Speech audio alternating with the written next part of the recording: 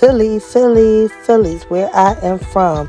You are tuned into the Philly Culture Podcast. If you have not already, go ahead and hit that subscribe button so you do not miss out on any of the episodes. I am your host, Tanja Morris, the founder of Sisters with the Agenda in Your Culture Connection. And we have Kaima Akbar, the co-host of Urban Queens. And we have came together to put on and shine a little light on Philly. The Philly Culture Podcast is here to talk about our upbringing in the city of Philadelphia and how it has birthed our hustle. Philly has some great creators, entrepreneurs, and community leaders who have been creating cultures in the city of Philadelphia for years. So stay tuned and check out some of the great people we have. And if you missed out on any episodes, make sure you go back and follow. If you haven't hit that subscribe button, make sure you go ahead and do so now. All right, we are here for another episode of the Philly Culture Podcast. I am Tanja Morris, the founder of Sisters with the Agenda, Your Culture Connection, and the co-host of the Philly Culture Podcast. And I'm here with my co-host. I'm Kaima Akbar, owner and creator at Urban Queens, your positive, courageous, bold, and unique lifestyle promoter and apparel company. And we are here today with our guest, Shaazam. Please introduce yourself. Hey, what's going on? My name is Shaazam. Most people just call me Shaazam. I am the MC host, event organizer, the brand manager for Somebody Gotta Do It, as well as the event manager for Sandy Hill Event Space. Also an executive on Laura's Children's Foundation. It's a nonprofit organization, so I do a lot. Yeah, we're going to get into all that. Don't worry about that. Yeah. And congratulations is in order, right? Yeah. So what we congratulating today? Yeah. So I just recently accepted the position as the event manager for Sandy Hill Events. It's a really dope event space. Congratulations. So just gonna be furthering what I already do. Okay. Giving clients the best experience that they deserve. Yes, absolutely. We gotta celebrate over here. Yeah. Shot for the water. if we ain't getting the exclusive, we gonna celebrate. Right. We're gonna do something on the Philly Culture Podcast. Absolutely. No doubt. So tell us about your upbringing in Philly and how it shaped your hustle, the culture of Philly, how it shaped your hustle. So I can kind of give you guys a little bit in like pre-production. I was talking about like how I came to Philly. So Right. I'm still a New Yorker at heart. Like, I'm sorry, I'm still but I have tremendous respect and love for Philly too, because a lot of my milestones are here. Okay, right. Like for instance, I just to have another milestone. Right. And so like I didn't know I was moving to Philly, and I think I still have that separation anxiety. Right. So wait a minute. real talk. So I came to Philly and first lived in Northeast, then lived in Upper Darby. Went to Upper Darby High School. Okay. So first off, like the moving around kind of helped me like be adaptable. Right. It helped me stay constantly adaptable. And then when I went to Upper Darby High, and like everyone that's been to Upper Darby High can attest to it, like it's a melting pot of people and different cultures and different perspectives and just everything. When you first come to Upper Darby, they give you the orientation and they're like, oh, we're the second biggest high school in America. And you're like, all right, bro, relax, like calm down. But later on, you find out, like, for instance, I graduated in 2010. 2010's graduating class was 1,200 kids. Oh, wow. Like, that is big. Yeah. High school, right. Like, we had to have our graduation at Villanova. Like, that's how big it was. Okay. And it was a long, tedious ceremony. Okay. So it's just been exposed to a lot of different cultures, a lot of different people. Right. And, it helped me. It helped shape me for the world after, to be able to just accept people and just like keep an open mind on things. And I think that's right. I mean, I'm not gonna hate, even though I am the founder and co-host of the Philly Culture Podcast. I'm hating. It's North Philly against us, okay? Right. Because what's going on? Because I came from South Jersey and was kind of kidnapped and placed and thrown right into Germantown High School. And it's funny because people that know me always say, like, I would never know that you're from Jersey. Right. Like, you're Philly all day. Every neighborhood claims me if they from Uptown, Germantown, Brickyard, Somerville, Haynes Street. Every hood claims me, or I claim myself. My name is written on the blocks at Haynes Street. They look for me. Look for me. You know, you'll find me. Or come on your block. So, you know, and but I think that also, like I said, no matter if you was birthed here or if you came here, like you said, it's a part of Philly that births your hustle. Right. So what part of the, like, culture of Philly, like, was, like, most important to you? Because you talked about moving around the city, and a lot of our guests, you know, had that experience of being well versed. Like I said, I was well versed. Other than West Philly and South Philly, I was all over Philly. You know, so for you, how did that kind of birth you as, like, a young man?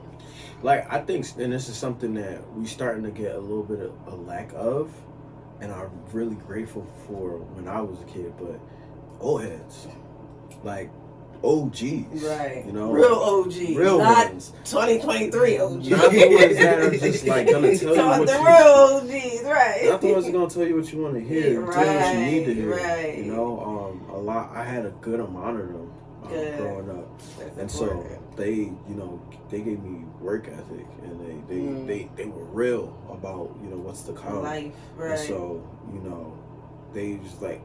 And then they also see things in you, and because they see things in you, like, they do speak life to you, but then they give you it in a way that, but it's not sweet out here though. Right. You know, and so, like, that. Anybody from Philly can tell you that, right? It's not sweet out here. And then, you know, you sitting and watching them talk or play chess or checkers, and just like talking about life and things too. You see that there's way more to them. You know, but insert the circumstance. Like they you could tell, like, life is kicking. Right. They try their best to hide it. Yeah. But life is kicking, but doesn't mean I gotta stay down. Right. Most definitely. One of our guests was talking about, I think it's Young Bob. Shout out to Young Bob. We are in Hoodcast Studios today, so shout out to Bob. He's one of our sponsors.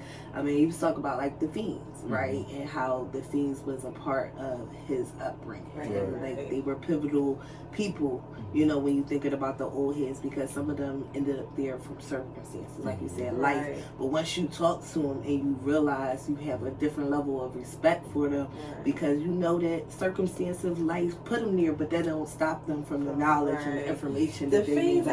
I mean, you know, sorry, we go to call them, like, Piper, crackheads, you know, AK, but they still hustle though. Yeah. They still grind. That's the thing. They one of the biggest hustlers. What you talking about? You know what I'm saying? Like, they give the word hustle. Hustle. So even watching them, you know, and all its despair that comes with, you know, being addicted to drugs and stuff like that, they still kept that grind going. They were washing cars, fixing the leak in the roof, doing something. So and also taught you, like, don't take no for an answer too, like that. Like, hello. Walk up to your car trying to wipe the window. I'm good. I'm good. No, you good, baby. You good. I got and then you still gonna give me that $5. Right. And then you do such a good job, like. Because they a hustler, right. No turning back. You definitely can learn to work ethic. So when you think about, like, when I think about Philly, I think about water ice, I think about cheesesteaks, I think about drill teams, block parties. For you, what was some of, like, the staples that like kind of stuck with you that you love about Philly? Philly has so much creativity. Like, you know, like, just creativity and passion for the arts. It is crazy. It's out of control, and sometimes people, like, undersell their talent, but then that's because, like, unfortunately, you know, it feels like a crab. Like crabs in the barrel. Right. And so, like, now it's a thing. Like, me and my business partner, we talk all the time. Like, it was, why is it every time somebody gives somebody a compliment, like, oh, why you on a pipe? Why you on it? Like, no, they're dope, and they should know they're dope. Because who's gonna tell them they dope? And now it's become a culture to not be able to tell people, compliment people. Nah, like we need to compliment these people. This is such an amazing. Exactly. Celebrate everybody. Celebrate them before they become famous. Exactly. Like yo, one of my sidebar, one of my homies, we grew up in church together. His name was Friday. He was just on the Grammys. Wow. Like shout out to Friday. for his song with DJ Khaled. Like nice. he's singing on it, he wrote on it, like it's his song, and DJ Khaled helped produce it, and it's like we are so proud of him. And it's but see, once, like you said, and then once they come famous, they from Philly, they got no more. Right. You know what I'm saying? Everybody gonna claim them. Once they make it, get to a certain point, right? And I think we talked about this on one of our other things, our other episodes with Dinkish, and just how Philly has a bunch of celebrities, right? Local celebrities, or celebrities that are known and. You don't even know that who you sitting next to. Sometimes it's true. Like my father, shout out to House of Raouf from Fatelier TR7. I literally was like looking through my photos today, and I'm just like, because we were working on a production yesterday, and I said it to the guy, and I'm like, oh, you know House of Raouf? He's like, yeah, I know your pop. And it's just like crazy to me because in my mind that's my pop. Yeah, you know what I'm saying? But in real life, like in the city of Philly and outside of Philly, like he's cool, and it's a lot of people like that. That was kind of like why we wanted to birth the Philly Culture Podcast. Right. Not even just for the people doing it now, but for the people that been doing it. You know what I'm saying? Like you've been doing it since you was 21. You know what I'm saying? And like people that really been putting on for the city in the city. You know what I'm saying? We got the Meek Mills, we got the Jill Scotts, we got the Eves, we got all of the different celebrities, but there's still people that's, like you said, being celebrities here in the city, putting on, and a big part is the culture. Right. The arts, the music, the fashion, and all of that, and keeping that here in the city. Yeah. And you don't gotta go to your town. Yeah. You can go right in your neighborhood and still find that same experience and it be at a different top knot level or it could be at a regular level, you know what I'm saying? So I definitely love that about the city of Philadelphia and how everybody has their uniqueness. No matter what it is. Because you do got the crab in the barrel, you do got the you gotta wait till it's popping. The bandwagon. But then you also had those ones that like I want to stand out. I don't want I know I was like that when I went to Germantown. Like I don't want to dress like y'all all dressed off the air. Like you know what I'm saying? I don't know if it's a diagnose, but I have that. Like I've had that all my life. Like I literally feel weird. Like y'all want to be like everybody else, right? That's leadership. Those are. I know we was talking earlier, and I was telling you like in Upper Darby, like I was a chameleon, and what I meant by that was just like, and it's kind of crazy to say when I think about it. It's like, yo, I hung out with a group of friends for like 3 months, and then I switched and I hung out with another group of friends for another 3 months. And it was like, it's not that I had no beef or anything like that. It was like, y'all doing the same thing. It's boring now. I'm gonna go chill over there and like learn something new and vibe out with these tips. And like, I would never change who I was. Right. It was just changing the environment. So I honestly, high school. I knew everybody. I didn't hang with one particular group. I knew these people. I knew the geeks, the popular, whatever you want to call them, the in-betweens, everybody. I just know with everybody. People, it's funny because my family's kind of all in the same. Like, they just used to judge me. Like, oh, why you dressed like that? Why you wear that? And then next year, next year, they rocking it. Everybody rocking it. So you was a trendsetter, pretty much. I was a trendsetter. Did you get that from my closet? Right. No, this is mine. Shout out to the trendsetter. Right. And my group was the same way. Like, we all was trendsetters, but we all was different. We all had different aesthetics, but we also was the rough and tough good joints. Dobbins was known for supposedly for our fashion and stuff, but it was like 9-9. Because I was like the performance. Yeah, it was what we did. It was like a Votech school, whatever. So that was something we did, get dressed up. That was the wave. So one of the we do have a question, a trivia. It's not trivia, but a question that we do like to ask our guests. So who is somebody from Philly that inspired you, or kind of like, you know, of the culture that inspired you? So like I had to think hard about this one, right? Really? I had to think hard about it because I didn't want it to be a generic answer, because this person is like popular, and also too I get it a lot. Like I'm very similar to him. I feel like I know. Who do you think I'm about to say? I feel like Kevin Hart. Yeah, bro. Like, I feel like like I get it all the time. And it's like, but I mean, it's a compliment. He's inspiring. It's a compliment, but like I have my own style too. It's similar, but it's not the same. Promise you. It's not the same. But I think it's also like I literally just was watching his documentary. Okay. Right? And your hustle. And even like the lane that you're not a comedian, but the lane that you're in and the way that he hustled.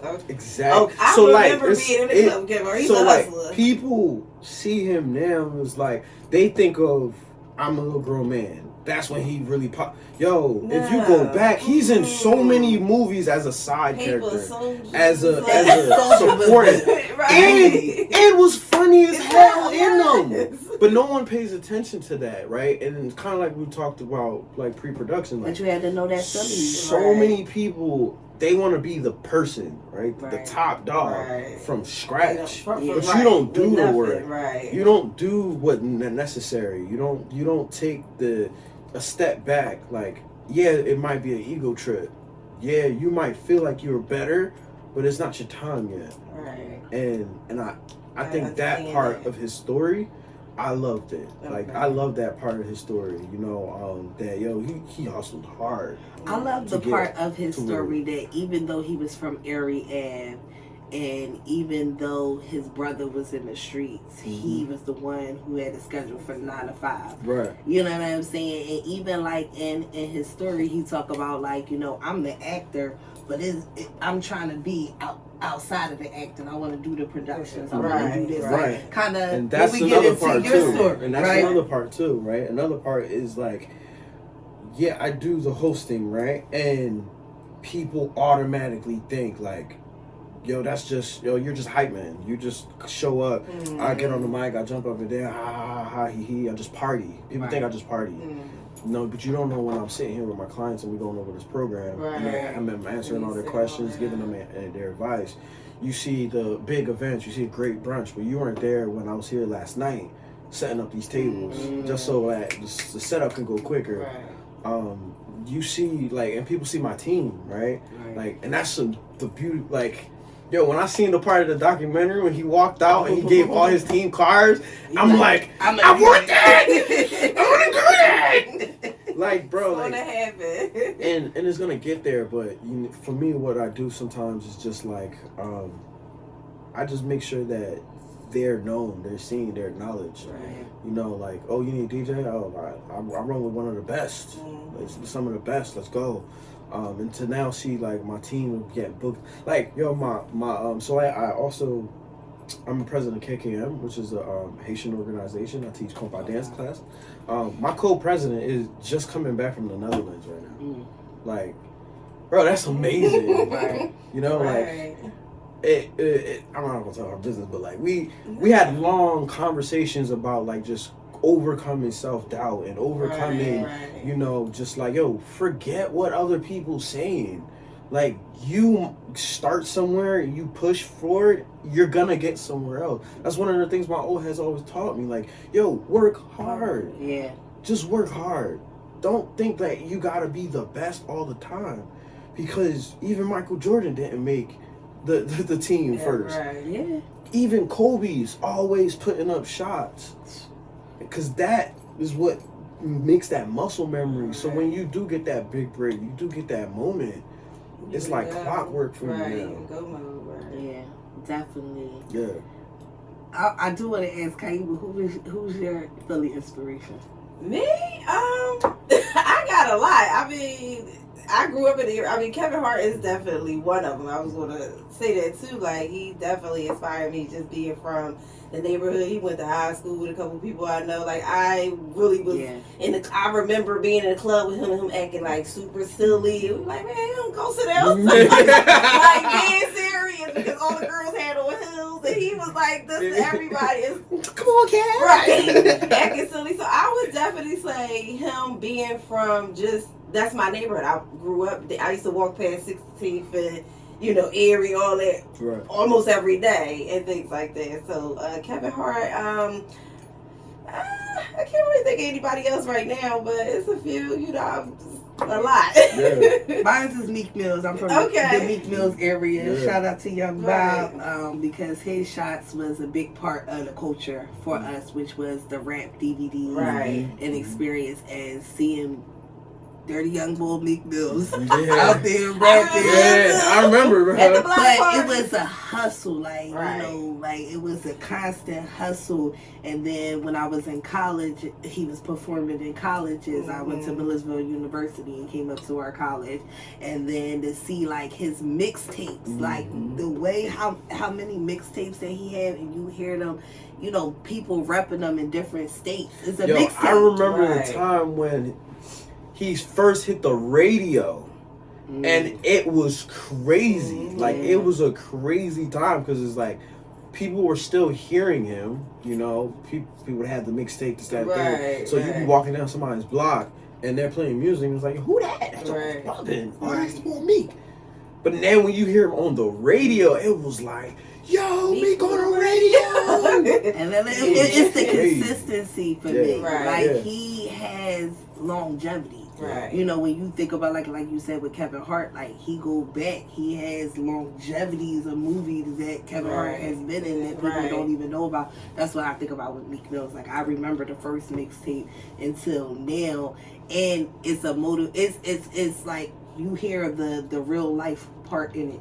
I hear the hurt in it. Like, I'm one of them people, like, I know this brother, he going through stuff. We watched him coming out of that. We watched him evolve from, and my backstory, I grew up around the corner from his teams. His team members. His best friend is like a cousin to me. So, like, I remember just like, all aspects of it, just literally got it out the mud. Yeah, and I think that's what I love about Philly.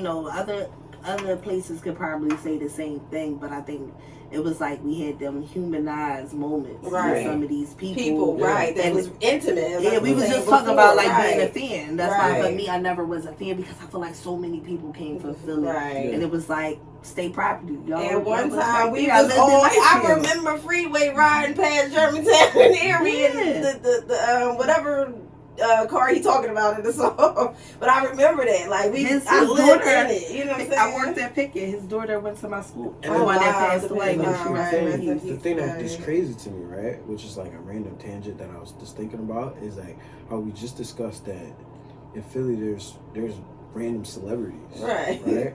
But I feel like with most people, they've never transcended because they didn't get the support they should have. Right. Because now everyone is like so scared to support. Like, I remember how much we all was behind Meek. Yeah. Like, it was just like how everyone is hype about the Eagles winning the Super Bowl. That's how it felt. Yeah. Like, it felt like when he hit the radio, like, it felt like it was summertime. I remember everybody was in the streets. We rode with state property. So it was like, what happened? Why can't we support like that? I don't know. I think, I don't want to take too much time away from you because I feel like what you're creating is a movement, right? Yeah. Like what Sisters with Agenda is creating is a movement. Urban Queens is creating is a movement. Young Bob is creating is a movement. Like, we all here together right now because of support. You know what I'm saying? Because you don't know me, but I reached out. I saw what you was doing. I wanted to celebrate you, spotlight you. Like, okay, you know what I'm saying? And even when we went to the art basel, the Dreamscape? Yes, the Dream Space. I said escape. Yes. But that was I feel like that's a game. That was support right there in that building, giving people an opportunity to be spotlighted, and that's the whole beauty behind the Philly Culture Podcast. Is like, let's not forget the unity is there. Sometimes we can't see it because of what is the mask that's put over us of all the death, the killing, the violence, and all of that. But there's so many people, like, since we've been doing the podcast, that just be like, we want to help you with this. We want to help you with so that. Many people. And it, like, literally, I cried on my way to work this morning because I'm like, yo, like, people just see the consistency. And like you said, because that's how Meek Mills was able to be saved from the streets. People be like, no, go this way. You know what I'm saying? Instead of,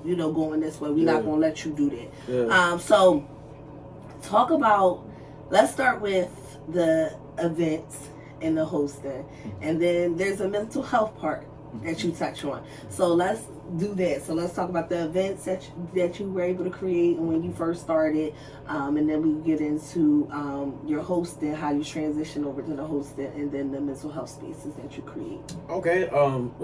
Like I was telling earlier, like I pretty much started like event organizing when I was 21. It all started with my 21 birthday party. I put it together with a couple friends. They also returned to me around that time. I was like, and it's like, it's funny because I am still the same person. I'm just continuously growing in who I am. Right? Because I could have just taken the spotlight. But I was like, bro, y'all birthday's coming up. Y'all want to do this with me? Let's just do it all together. That's what I'm saying. That support. And like we put it together. It was a banger. Like it was such a banger that we barely have footage. Oh wow! And because everyone had a good time, and I was like, "Dang, I don't even got footage of the thing that started it all." And so from there, just people kept asking me to do this, that, and the third. And I would always, try my hand at certain things. I'm not gonna say every event that I've ever done has been successful. I failed a lot. There's been a lot of times where you transcend, you try something new, and like there's 5 people in here, and you expecting like 150. So, and that's the thing that people don't want to go through, and been through the fire, been through the rain. So gotta go through it. Now you just take the strides, you assess the risks, you stress the rewards, the impact, right? Because that's really my biggest thing, and I think that kind of sets me apart from a lot of other people's that like majority of everything that I've done, it's more so for impact, not for money. Like the money will come always, and it usually does. Like I said, it's not to say that I'm balling out. I'm not. Like if people knew how much I gave them a discount on the regular because of how much other people are like just sucking them dry and not giving them the top tier experience they should. The tune would change. But I'm not here for recognition. I'm here to enrich your life. I want you to come out to one of my events and like I don't want people to be like, oh, it was a great time. They were like, it was lit. No, I want to be like, yo, do you remember when that happened? Fam, I lost my mind. Bruh, it was crazy. You got pictures, video? Fam, I got this one snap. I'm sorry. I was in it. The shorty did the what and the where? Bro, like, I want people to always describe my event. I want to see that smile like you talk about your first love. When you talk about it. That's a good party. That's how you pull them contracts. You feel me? And that's the standard. That's possible. That's the standard that I keep. That's the standard that I keep, and that's what I've been. And then just try my hand at different things. The resume is heavy. Regular parties, both in an event space or a club. I've done birthday parties for other people, done it for myself, brunches, galas, fashion shows I put together. Like when I say galas, also church galas, and because there's a difference, right? There's different parameters that you gotta work around. Concerts I put together. Like are these like private events, like people come to you for the service? So like they come to me. When I say come to me, like these are private events. Like I curate and organize and put these together, like a package or something, or more so like myself. Like I've done it for people, like, for the public. So what they want, right? Okay. I do listen to my crowd. I do listen to my people, my supporters. and ways to tweak things to make better for them. You know, like, hey, I love this, that, and third, but I don't really like this, that, and third. But then, you know, you take the meat, spit out the bones, because sometimes people be like, all right, you asking for a luxury couch, and I can't get that to you. Right. But I do make it better, and that's how I continuously grow. You know, I continuously grow because, one, I don't force people to always be there. Like, it's madness for you to think that every individual person that ever comes to your event has to make every time. Right. It's madness. Mm-hmm. So my job is to continuously grow and find new people and get newer people. And so when those older and newer people mesh, now it's a whole nother vibe, right? Yeah. And then from there, my job is to make sure that every time you're in the spot, that you have an amazing time, that you want to come back. Awesome. Yeah. So that's the events and the hosting. So you just recently had an event this Sunday, and you don't only provide space for the males for the mental health, but also for the women. So talk about how did you get into that? Because I hear a little bit of that coaching and that personal and professional, and like that real individual experience. So talk about how did you get into creating spaces like that? Like, what was the motivation behind it? I think first off, it was, and to be transparent, it all stems from me. Like everything that I do and everything that I have my hands in and touch stems from me, stems from my being, my soul, my vision. And it was a point where my vision wasn't as clear as it could have been because it was murky, it was toxic, it didn't have the substance that it needed to. And I wasn't taught to recognize it. I wasn't taught that, you know, this isn't okay. I was having panic attacks at work, and I'm just thinking like, oh, I'm tired. Right. Like I didn't know how to like figure it out. Like, you know, I'm tired, but it was like I'm dealing with anxiety at work, anxiety of putting this event together, anxiety with clients, and that's life. All in life, right? My car just broke down. Right. You know, I got an event that I got to host in New Jersey. How am I getting there? Right. Like, and so like I didn't know any of that. It wasn't until like you remove yourself out of certain situations that are toxic and are, you know, just detrimental to your health, that when you find that, and I call it like the benchmark, right? When you're in toxicness, you don't have a zero, right? And so I found my zero, like, oh, this is peace. And so now all the toxicity was like, oh no, I don't want to go back down there. I ain't going back there. No, we want to elevate. Right. And so like once I found my pinpoint, and you know, that's when I had to deal with myself. Right. One of the things with doing events and hosting all the time, I was constantly around people. Yeah. I was constantly around people, but yeah, I still felt so alone. Right. And I avoided it. I just kept filling the void with different things, keeping busy, and it was bad. It was real bad. And it wasn't until I started finding that peace, I started to now not fight the thoughts, accept the thoughts, right? Because a lot of people, that's what they do. They fight their thoughts.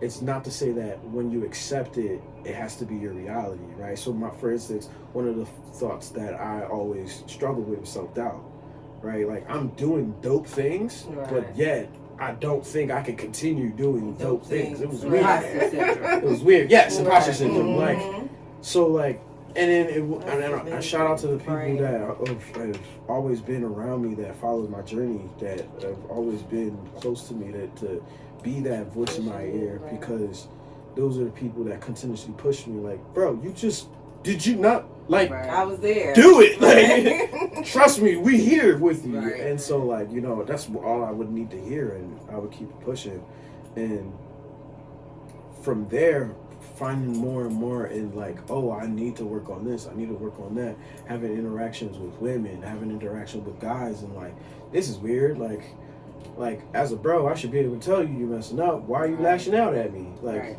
this is not healthy. And you know, going through all these instances, you take all this information in, and then for me, I'm dealing with people, and so you recognize the patterns, and it's like, other people. What is going on? Oh, everybody dealing with this. Yeah. What's up? I see you because I know me. Yeah. You know what I'm saying? And now I gotta think about, as I'm doing these events, I want people to have the best time.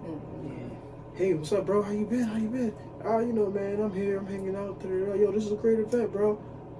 Yo, you different from where you was before. Because I'm empath. You're not gonna lie to me. Yeah. Right? Like, I'm reading every part of anything that you're saying to me right now.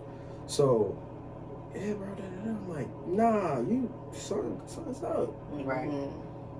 And then I compare it to the relationship I have with my brothers, my homies, like my close ones. And we talk about everything, we talk about life, everything. And it's not that we do it every day, but I called my business partner. He was sick the other day, and I called him the next day. I was like, yo, bro, like, you good though? Like, I just want to check in on you. We had a 2-hour conversation. Just from there. Just checking in and talk about different things and da-da-da-da-da. And, after those talks, you feel so light. Yeah. You feel so all right. I can move on. I can, And now I think about how many dudes that are, because they don't got nobody to talk to. Nobody to talk to. Serious. Nobody they feel like they can open up to. Yeah. Nobody they can just be like, bro, I'm not okay. Yeah. And so, like, that was the inspiration behind the men's mental health event. That's why I started that.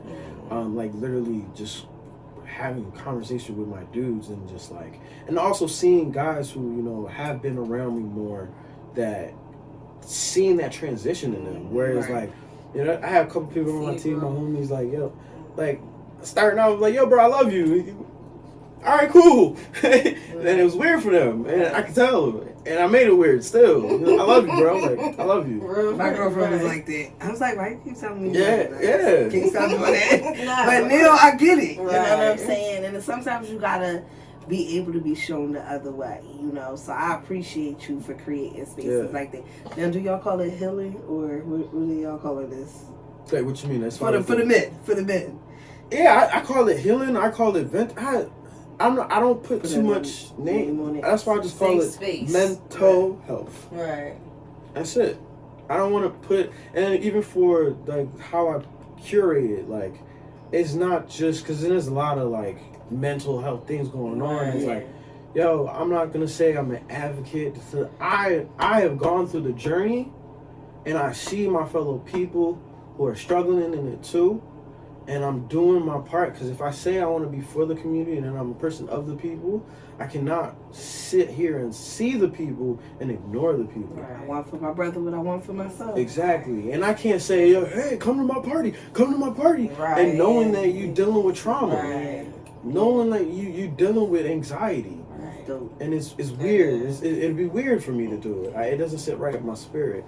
And then you put it on for the sisters. Yeah, because like I said, right, my people's talk to me. They was like, oh, this is so dope for the men. But what about the women, though? And I'm like, bro, we can't hear nothing. So I was like, you know what? All right, bet. Because, yeah. It's funny because yesterday, as we were riding home from one of our other interviews, we were saying how, like, black men supporting black women.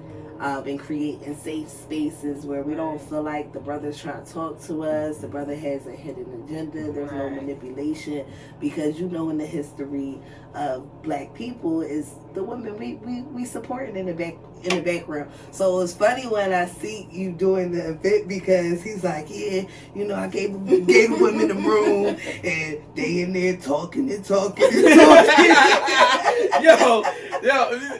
All I heard, I couldn't hear nothing. All I heard was when everybody got loud laughing. That's it. But then it's like, bro, that's like, there's a thing right now that is said, but it needs to be heard and understood. Men, sometimes you need to stay out of women's business. Just bro, just let and vice versa. vice versa. And that's why I love that you created that space for the men as well. Specifically. But just also you creating a safe space for women. Like, okay, I'm going to curate this event, but I'm going to also leave and you know, let y'all do your thing, you know. And then also give other women a platform as well. So I appreciate you for that. It was dope. It was amazing. Like, and even when I came back for like the closing, I felt the room different. You know, it just felt calm. And it was like, and then it's like, it's dope to see, like, certain people came with certain friends, so they all, like, with their friends. But then at the end, everybody's, let me get your information. Like, yo, that's what I live for. That's what I live for. We appreciate you. We appreciate you, what you're doing in the community. So we gonna wrap it up. No doubt. Appreciate y'all for having me. So tell us what we can look forward to from Shaazam and how everybody can find you, Instagram, Facebook, all everything. As of now, it's just been, the list keeps growing, and I'm very grateful and very busy around very just like, that's what you want to do. It's like this right now. But like I said before, I stay ready so I get ready. So I'm ready for it. And this is the consistency that a lot of people have been looking for. I'm glad that my life is aligned so I can continue to do it. So we have, KKM dance classes coming up. We have the Battle of the Sexes, which will be the conjoined co-op mental health event, March 12th. We have another speed dating event coming up, so look out for that. My monthly brunch is going to start back up again in March, so just look out for just another brunch. And then my flagship brunch, Boogie Down Brunch, is coming up too. I have a lot of hosting gigs, a lot of different things. I usually tell everybody to go to my social media, click the link in my bio, and I have all the things in chronological order that we have. My thing right now, I've been telling people, is like, yo, go shopping. Because I want to curate so many different things. Be ready, You get tired of doing this the same. So like, you don't have to give it. Exactly. So it's all there. It's all there in my bio. So to follow me, you can follow me on Instagram. It's my main platform. That is SHAAZAAM _. Don't forget the underscore. All right, don't forget. So I'll say it again. It's SHAAZAAM _, and you should not forget the underscore. I'm also on TikTok. I'm on Twitter. You can also type in the same Shaazam, it will pop up. On TikTok, it's Shaazam PROD, which is productions. And then on Twitter, it's also the same thing, Shaazam. I'm trying to keep everything the same. Everything that I do or I'm affiliated with is all in my bio, and so you'll see it. Shaazam Productions, my personal brand, KKM. If somebody got to do it, Sandy Hill Events. The link has everything, so it's readily accessible for everything that you need. If you have any questions about anything, feel free to reach out. I love answering questions. Read though. That's the only thing I tell people though. Read first, and then ask the questions, because that's fair. I be having the answer right there for you. Right there. All you gotta do is take your time. And then you go halfway there to finish. It's facts. But besides that, 2023 is already looking like a very spooky year. And I ain't scared of it. So we're gonna do what we can. Stay ready so you ain't gotta get ready. That's what you said. Somebody gotta do it. Exactly. Somebody gotta do it. Not me. Well, thank you all for tuning into another episode of the Philly Culture Podcast. You can find us on all streaming platforms: YouTube, Apple Podcasts, Google Podcasts, Amazon, and all the other platforms. So stay tuned in. We have some more stuff coming for you all. So thank you all for tuning in.